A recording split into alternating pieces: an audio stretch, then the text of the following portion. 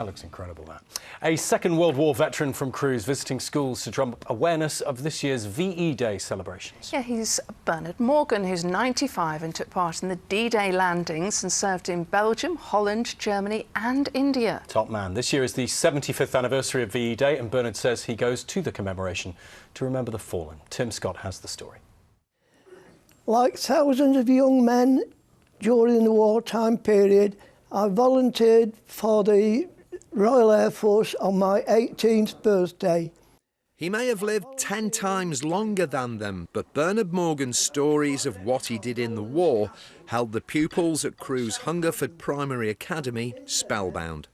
I like to think that they fully understand what the war was all about and the difficulties that we had, and it also makes you feel a bit younger as well.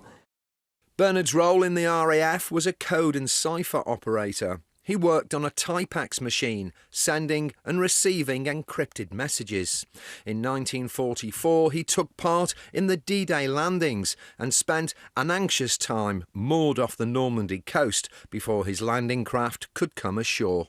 I got the odd job of manning a Bren gun on the deck of this landing craft for 2 hours, and to tell the truth, I was very frightened. The rest of the war saw Bernard serve in Belgium, Holland, Germany and India, and his stories and experiences certainly made their mark with his young audience. It was really amazing how he helped and what he did. I think it's pretty serious, and he talked quite in depth about what World War II was about and what he went through. Travelled all over the world, which is really amazing. Bernard's school visit is helping to raise awareness of this year's 75th anniversary celebrations of VE Day. Organised by the Royal British Legion, it's possibly the last time that many veterans will be able to come together in remembrance. Bernard himself visited war graves in France this year, where 3 of his comrades are buried. I went to the cemetery, I looked at the gravestones, 2 of them 19, 120. It could have been me. That's why I wear these medals, in respect to those lads.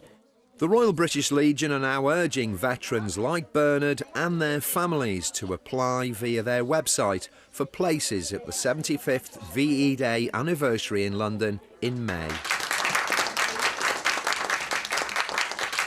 Tim Scott, ITV News, Crewe. Yeah, a lesson I'll never forget. Well done to you, Bernard.